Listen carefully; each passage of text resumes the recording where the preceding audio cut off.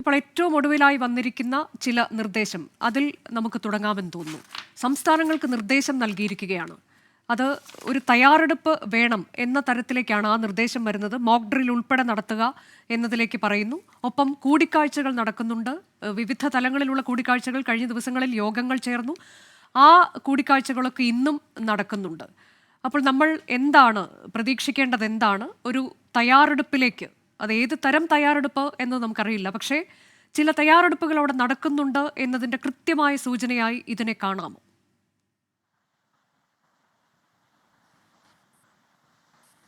ഇന്ത്യയുടെ ഈ പ്രശ്നം ഒരു പുതിയ തരത്തിലുള്ള ഒരു പ്രശ്നമായിട്ടാണ് ഞാൻ കാണുന്നത്.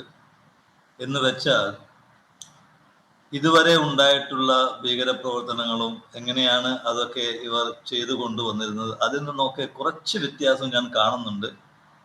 അപ്പൊ മാർജിനൽ, അതായത് കുറച്ച് വ്യത്യാസം വന്നു കഴിഞ്ഞാൽ തന്നെ അതിന് വലിയ വലിയ ഫലങ്ങൾ ഉണ്ടാകും. അങ്ങനെയാണ് ഉള്ള ഒരു ആക്രമണമായിരുന്നു ഇത് എന്ന് ഞാൻ വിശ്വസിക്കുന്നു. എനിക്ക് അതിനെപ്പറ്റി അങ്ങനെ കൂടുതൽ പറയാൻ പറ്റില്ല. എൻ്റെ വിഷയം, ഞാൻ ഇടപെട്ടിട്ടുള്ള സംഗതികളിൽ കൂടെ മാത്രമേ എനിക്കത് പറയാൻ സാധിക്കുമല്ലോ. അപ്പോൾ ഒരു കൂട്ടം ജനങ്ങളെ ഒരു പ്രത്യേക പ്രദേശത്തേക്ക് തെളിച്ചു കൊണ്ടുവന്ന് വേട്ടയാടുകയാണ് ചെയ്തിട്ടുള്ളത്. ഒരു തരം ചതി. ഇങ്ങനെ ഉള്ള ഒരു ഭീകരപ്രവർത്തനം ഇതിനു മുമ്പ് നടന്നിട്ടുണ്ടെന്ന് എനിക്ക് തോന്നുന്നില്ല.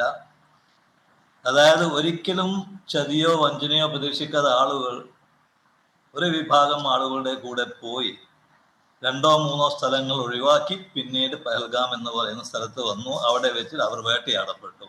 വളരെ നല്ല ഒരു പരിചയശീലരായിട്ടുള്ള സ്ക്രിപ്റ്റ് റൈറ്റേഴ്സ് എഴുതിയിട്ടുള്ള സ്ക്രിപ്റ്റിൽ കൂടെ അവർ ഇതിനെ ചെയ്തു കഴിഞ്ഞു.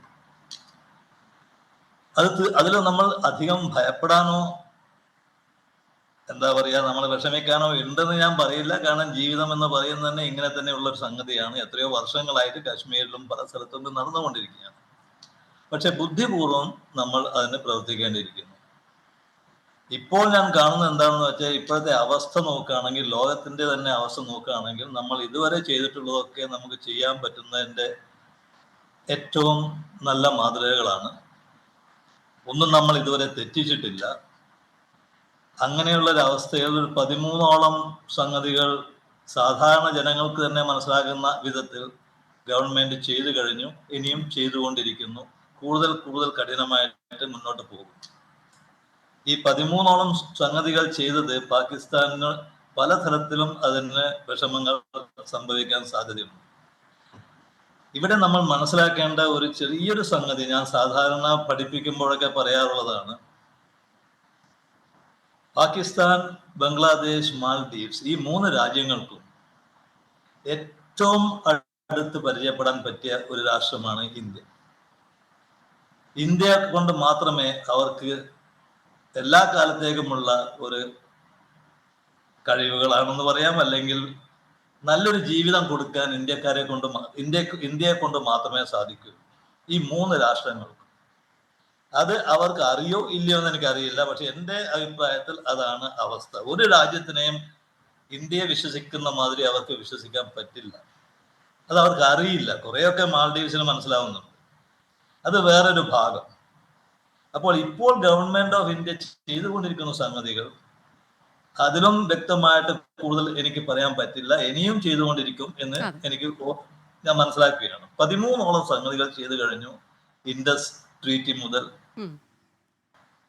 ഷിംല എഗ്രിമെന്റിന്റെ ഒഴിവാക്കൽ മുതൽ, അത് പാകിസ്ഥാനാണ് ചെയ്തത്. നമ്മൾ 12-13 ചെയ്തപ്പോൾ പാകിസ്ഥാൻ ചെയ്ത ഒരേ ഒരു പ്രവൃത്തിയാണ് ഷിംല എഗ്രിമെന്റ് ഒഴിവാക്കി. 1972 ഈ എഗ്രിമെന്റ് പിറ്റേ ദിവസം ഭൂട്ടോ കറാച്ചിയിലെത്തിയതിന്റെ പിറ്റേ ദിവസം അവർ ഒഴിവാക്കിയതാണ്. അപ്പൊ അതിലൊന്നും അത്ര അത്ഭുതകരമായി നമുക്ക് നോക്കാനില്ല. അത് അങ്ങനെ മാറ്റിയതുകൊണ്ട് നമുക്കൊന്നും വിഷമിക്കാനുമില്ല. ആ കരാർ നിലവിലുണ്ടായിരുന്നു എന്നുള്ള ചോദ്യം, ആ സമയത്ത് പാകിസ്ഥാൻ ഇങ്ങനെ ഒരു തീരുമാനത്തിലേക്ക് പോകുമ്പോൾ ഇവിടെ നിന്ന് ഉയർന്നു വന്ന ചോദ്യം, ആ കരാർ നിലനിന്നിരുന്നോ, നിങ്ങൾ അത് എന്തെങ്കിലും പാലിച്ചിട്ടുണ്ടോ എന്നുള്ള ചോദ്യമാണ്.